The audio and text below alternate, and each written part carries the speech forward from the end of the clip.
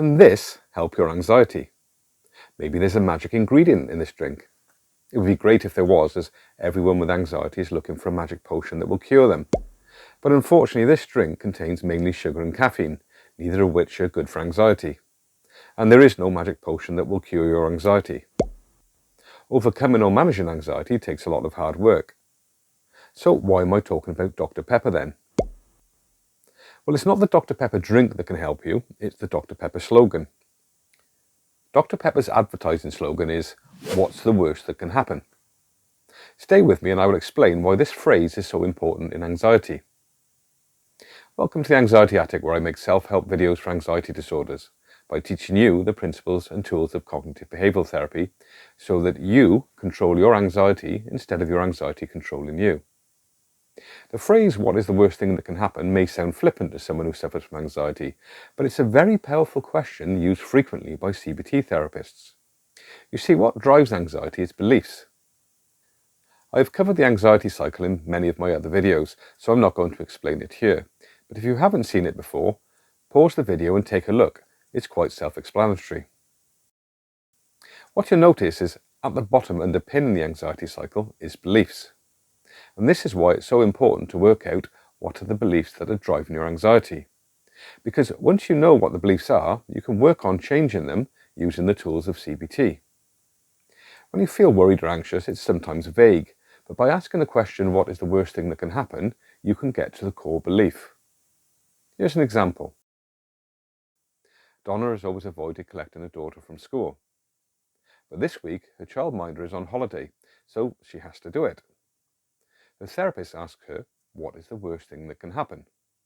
Donna responds, "I could have a panic attack outside the school."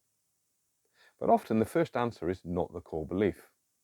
So the therapist then asks her, "What is the worst thing that can happen if you have a panic attack?" "I might faint," says Donna. "What's the worst thing that can happen if you faint?" "All the other parents will know I have anxiety and think I'm a useless mother. It will be humiliating." Now we have reached the core belief that is driving Donna's anxiety.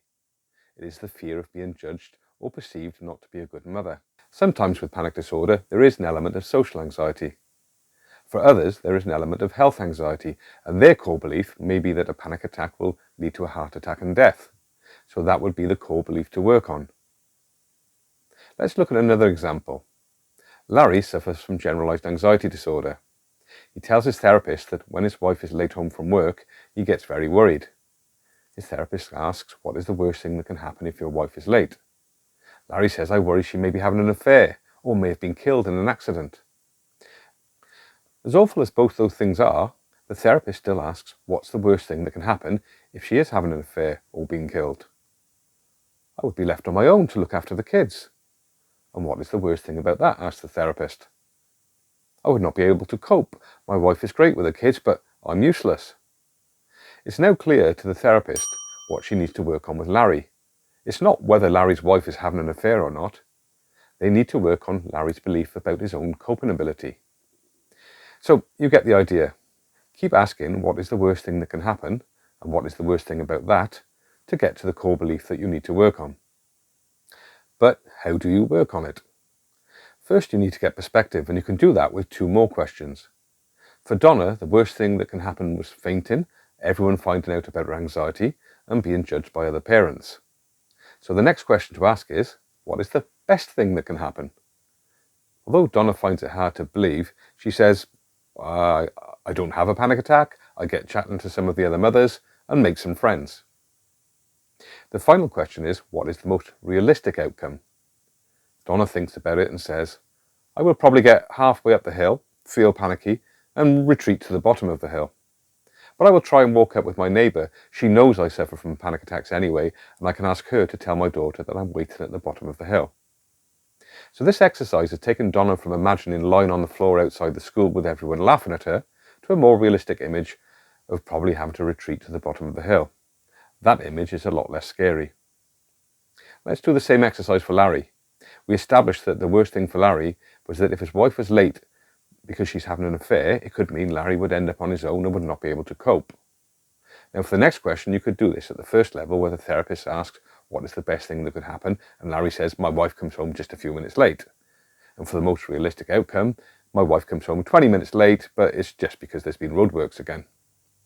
But really, we need to address the core belief. So the therapist asks, if your wife does have an affair and leaves you with the children, what is the best thing that can happen? Larry just can't contemplate this, so the therapist uses another common tool used in CBT, the magic wand. The therapist says, imagine you had a magic wand. It can't make your wife come back, but it can give you the best possible outcome in the circumstances.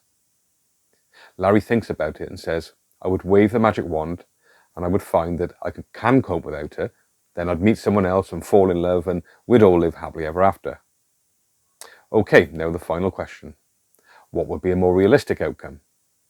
Larry thinks about it. Well, I would probably have to learn to cope for the sake of the kids. We would probably have shared access to the kids, and I suppose I would meet someone eventually. So again, this exercise has reframed Larry's thoughts and challenged his core beliefs. But doing this alone will not completely stop Larry's worrying about his wife being late, or stop Donna fearing picking up her daughter from school. So far, we have identified the core beliefs that drive their anxiety. Then we challenge the beliefs.